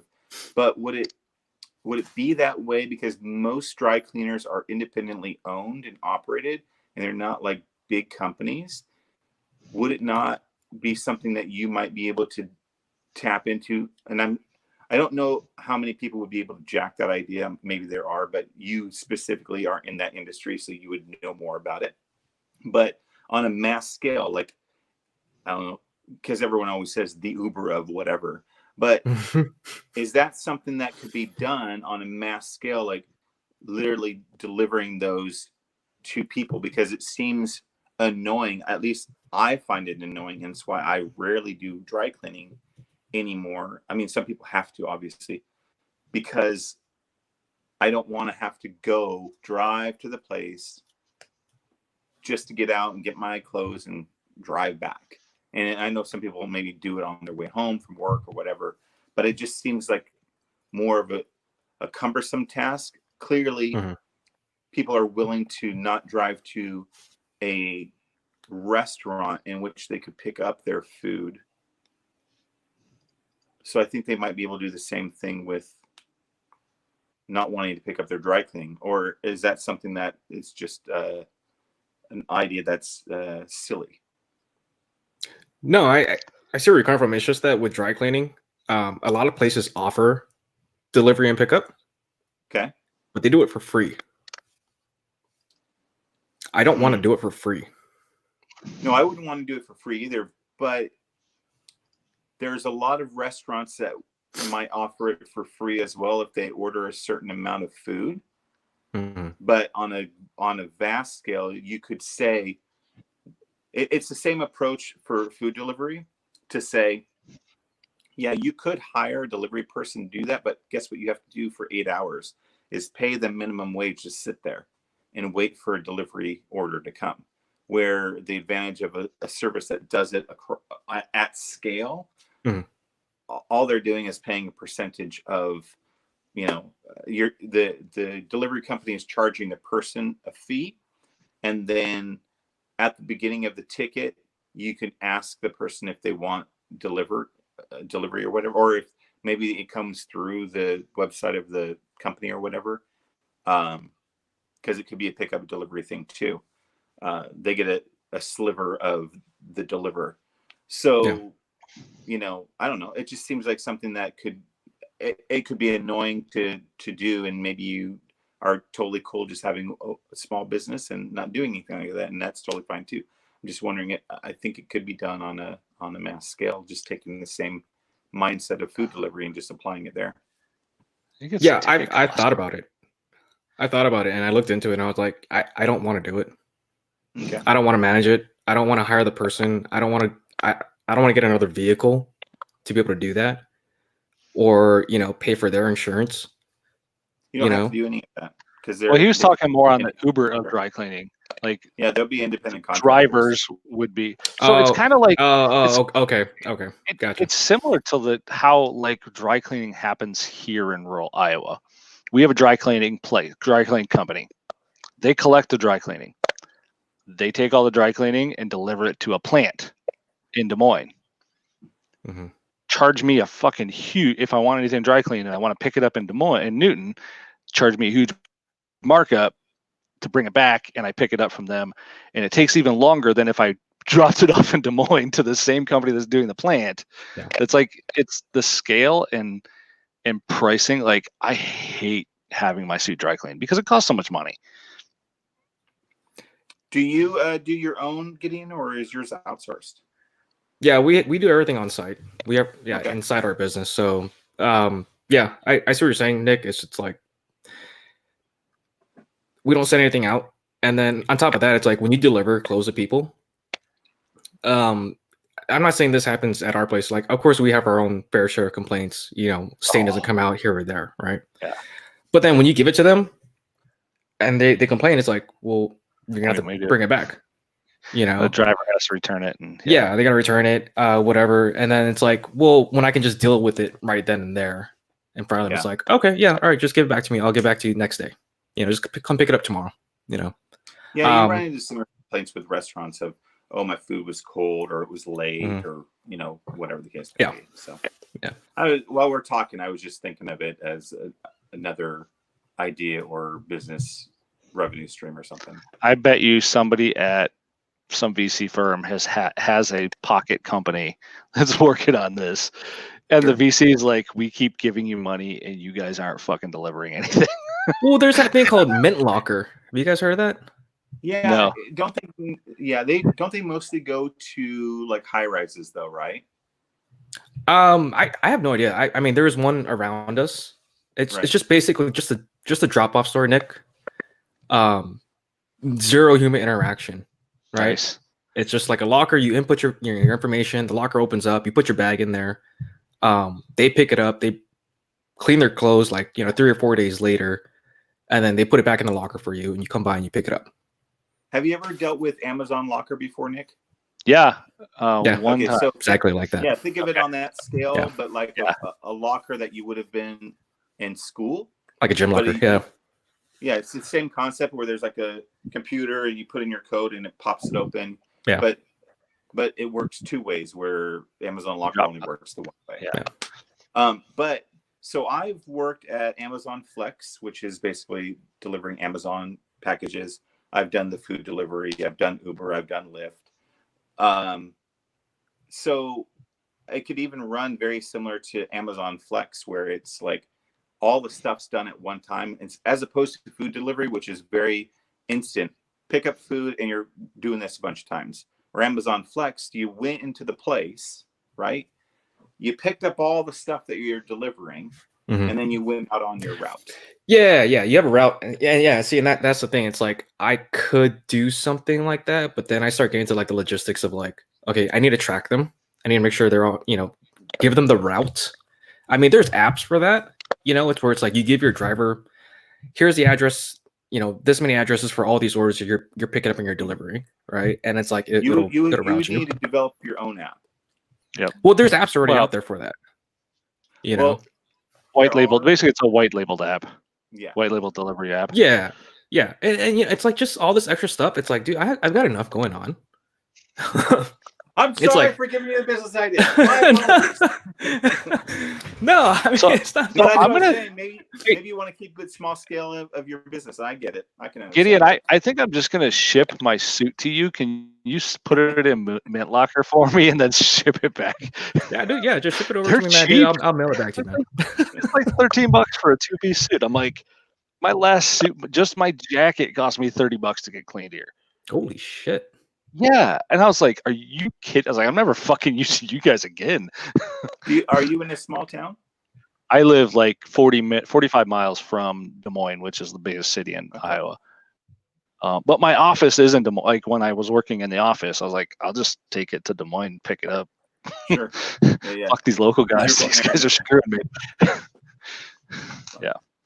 Yeah. The first time I was like, oh, I need my suit. I But could if almost get two. anything, if anything, even if we didn't come to a conclusion that Gideon should start up a dry cleaning delivery service, I think a good takeaway from the conversation that we just had, since this is not only live but it's recorded and it will go up somewhere, is that process that we were just talking about is what you go through when you're thinking about this kind of stuff. If it's something that you've never done before, that's what you do. You think of the thing that you do. Gideon has a dry cleaning service, and go, how could I scale this and potentially make more money off this with some sort of an offshoot business? Because at some point, whatever business that you're in, you have some sort of a ceiling, right? So even in your shop, you can only do so many clothes a day. You can only be open for so many hours a day. You are at a ceiling at some point. So the only way that you make more money is opening additional stores. Right. So in lieu of that, there are other ways to potentially make more money with whatever it is that you happen to be doing. So anybody that's watching this just for entrepreneurial ideas that they might want to think about while they're sitting around doing nothing, there you go. Just it's as simple as just having a spark pop into your head and start going with it, and asking yourself the questions that spark those curiosities of, instead of saying, and it's all inflection too, instead of saying like, oh man, what am I going to do? Go, oh, what am I going to do? How can I do that? It's asking yourself, because your brain works that way. Your brain works in the way, if you ask it questions, it wants to find the answer. I can't find this thing I'm looking for. What does your brain start trying to do? Trying to figure out how to find that thing you're looking for. So it's all about, if you start from a place of curiosity, your brain will start going in that direction and keep going that way. If you start in this way of like feeling bad about your situation and, oh my gosh, I feel so down and I don't know what to do, you're going to spiral down in that direction. So if it was any takeaway from that conversation is start thinking of the things that you already do that can potentially take you where you want to go in this time when you're not really doing anything. And I'm sorry, because my left eye right now is really blurry. Oh no, now it works. Okay. So somebody had commented and we missed it. Steve Beard had asked if you could give one piece of advice to anyone age 17 to study for future business, what would you tell them? I would. Hey Steve, sorry, just real quick, Jeremy. Steve, sorry, man. I wasn't checking out the comments. I didn't see it, dude. Just wanted to apologize for that, for missing it. My battery's going low. I'm at 20%. So I Not might bad. have to. This might be the end of it for All a bit. But to answer that question, so I wish that I would have had a situation where my parents encouraged me to go into the things that I was interested when I was younger. One of them was photography. Not to knock my parents or anything, but my dad was an entrepreneur, but in his own field, and my mom always worked for people. And so the idea, well, like when you're a kid, oh, you play sports, or you should become a doctor or a lawyer, or things like that. And they're all these abstract things as opposed to what it is that your child actually likes doing. So if they're like what the age was 6 to 17. 17. What do they actually like doing? What are they naturally gravitating towards? Because the whole adage is, if you love what you do, you never work a day in your life. So I always just think it's something that you actually enjoy doing, and you never know what you could say. Well, I want to be on stage and I want to be a rock star, and you could actually be like a Tony Robbins, and just you're on stage and there's a bunch of people yelling and screaming for you, but you're a motivational speaker. So I don't know, taking those things that you actually enjoy doing and expanding on those. And some people might say, well, they're only 17. How do they know? I think that's the worst thing to say, honestly, because they kind of do know what they want to do. If you want to squelch someone's dream, that's the best thing to say is, how do they know? They're just 17. But I wish I would have done photography a lot sooner than I actually did. So that's my take, in case my battery goes out. I kind of want to. So I used to have the feeling that if you're going to go to college, go to like do a hard sciences or hard, like have like an engineering, or go, if you're going to college, become a doctor, an engineer, a lawyer, whatever. And now that I've been in a leadership role, you know what the one thing I wish everybody would go to school for? Liberal arts. Because liberal arts teaches you critical thinking skills. Yeah. I'd rather have my kids be happy and get a liberal arts degree and understand their where they are and be self-aware of themselves than worry about, like, I'm 41. I don't even want to know what I'm going to be when I grow up. I mean, you're going to do what you have to do to keep a roof over your head, keep food in your belly, and take care of your family. That's what adults are going to do. Like in my 20s, I was a terrible adult. I wasn't a very good husband, all of that stuff. But it didn't. I made sure we had food. I made sure we had a roof over our head, and I made sure that we had clothes. I mean, that was the priority. But when you're 17, study what you want to study. It doesn't, like, my electrical engineering school doesn't help me today. I mean, the critical thinking parts of what I went through at engineering school helps me today, and the logic and everything. But I'm a marketing technologist. I don't even touch electronics anymore. I don't even like fixing them. Yeah. What do you say, Gideon? Yeah, I think at 17, it's like, it doesn't really matter. Because people's personalities and mindsets and things like that, it's elastic, or like it'll change. You're not going to be the same person you were 5 years ago, right? So you could study one topic and like you're really into it, and that's great. Like, let's say, Jeremy, like photography, right? And you do photography for a while. You're like, okay, this is cool, and you kind of get really good at it. And then once you start getting good at it, you're like, hey, I think I can charge people for this. And then you charge a few people, and you actually kind of do pretty well for yourself. But then after a while, it's like, I'm not really feeling this anymore. I want to do something else. Okay, go do something else. Like, it doesn't really matter. I think, my kids are going to be 17 soon enough. And the one thing I want to tell them is like, I don't really give a shit what you do. Just finish high school, right? Finish high school. I don't care if you go to college or not. Dude, if you want to go to college, you're paying for it on your own. Like, you better get grants and scholarships and all that stuff. But pick something and just stick with it. I think you need to stick with something for at least 2 years, at least. Yeah. And then if it works out, great. If it doesn't, fine.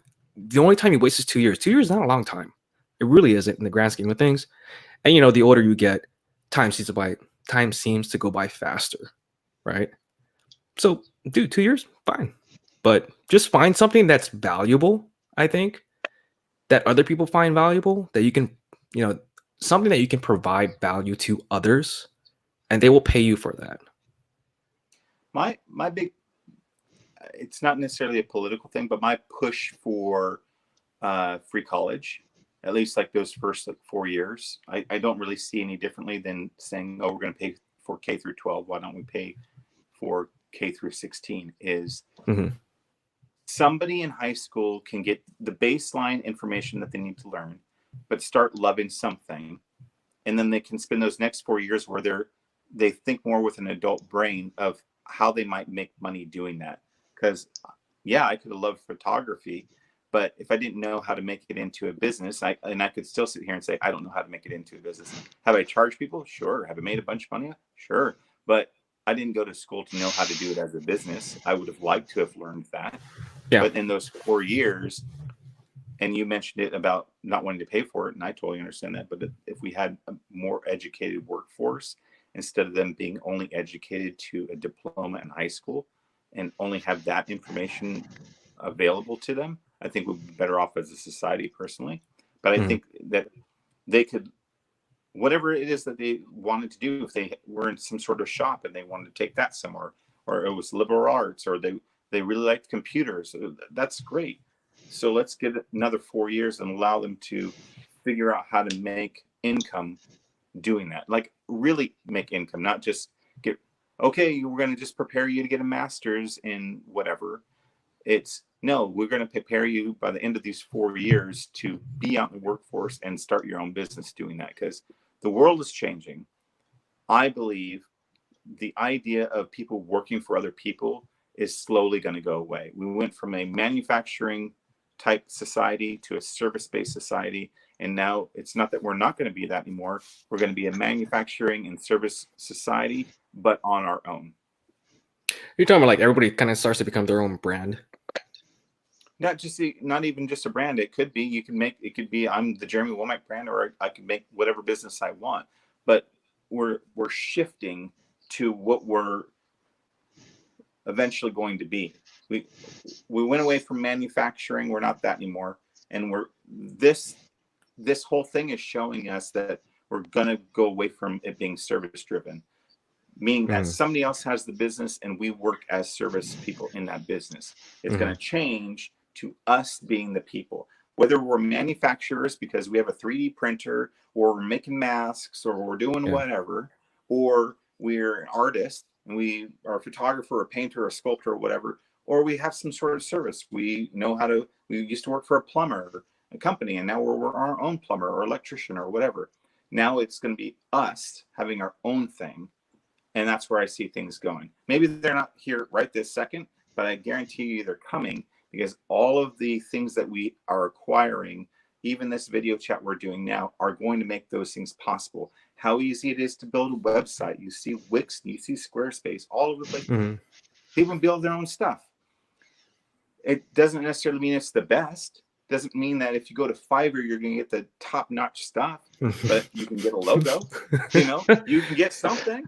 So you can start your thing, is what I'm saying. So Yeah. we're transforming into a society where Gideon, Nick, and Jeremy have our own things. We build our own business. We set our own paths, and it's not this scary thing to be an entrepreneur. It is, no, that's naturally what you're supposed to do. It's not Mhm. like, oh, you're going to be taking a leap of faith if you want to not work for the man anymore. No, that's natural. All our kids, I don't have any, but your kids are, Mhm. that's how they're going to function. They already know how to use an iPad when they're 4. Yeah. So they're going to be individualistic people that are building their own thing. And it's going to be natural. It's not going to be, there's 18-year-old kids that are making 6 figures on YouTube. And Yeah. we, as I'm Gen X. I don't know what you both are, but I'm Gen X.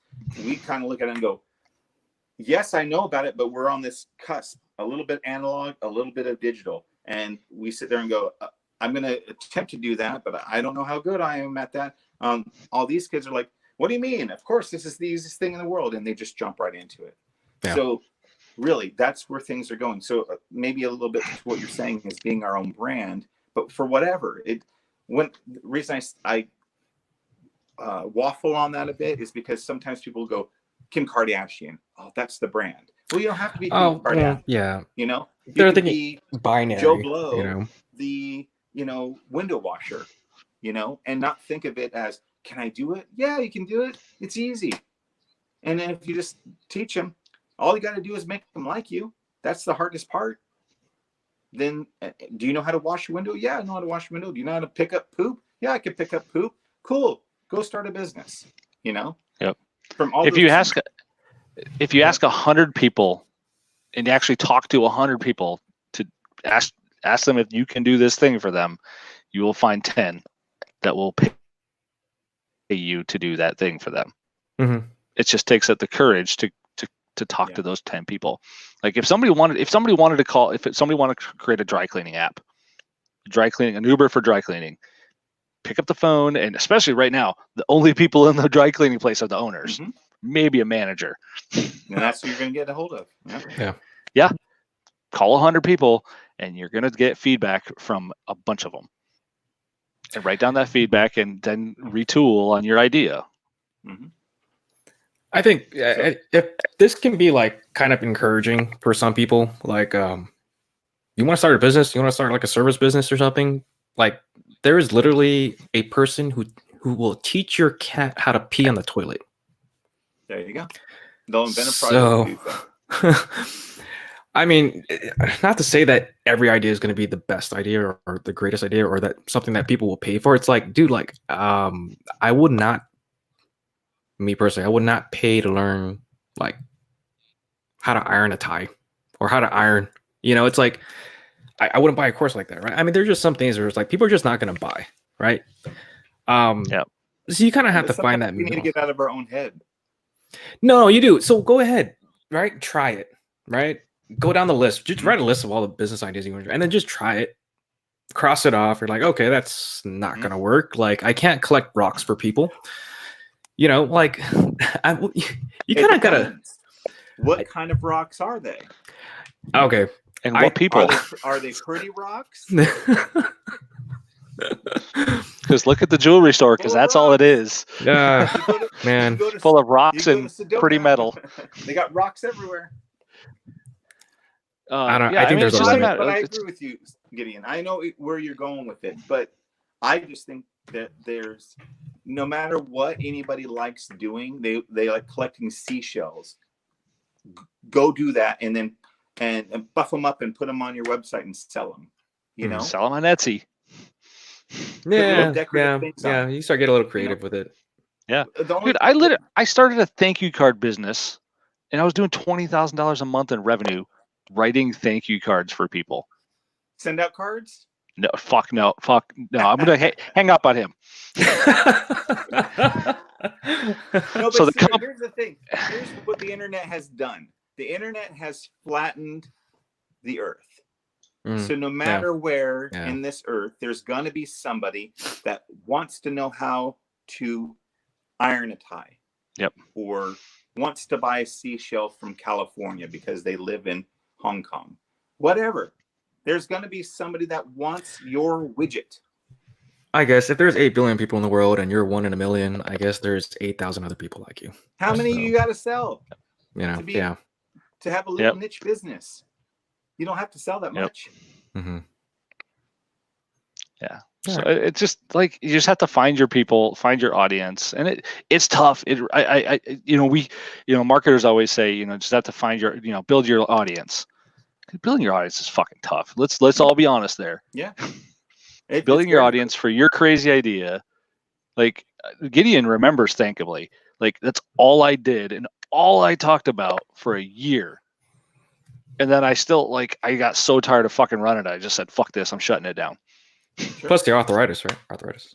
I wasn't reviewing the cards at that point. So. Oh yeah. Well, I mean, because you outsourced it, right? Yeah. I had. I mean, you gotta get smart about that. Yeah. Once I hit having to do 1,000 cards a month, I was like, I gotta start charging. I gotta get employees for this because I can't do this. And I was running a full-time business on top of it. But that's all I my wife got tired of my now ex-wife got tired of hearing about it. Like it's all I was doing. We had thank you card boxes stacked up in our kitchen. It's just, Never ended. but But all people I did though. for a year. Well, gentlemen, I'm at 10% on my battery.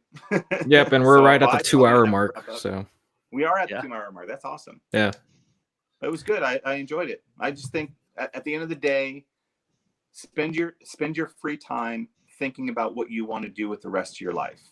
I know it's a daunting thing to think, oh, the rest of my life. You got the time. Could you watch Tiger King? Yeah. Or Yeah. you can actually think of what you want to do with yourself. So anyway, Tiger King.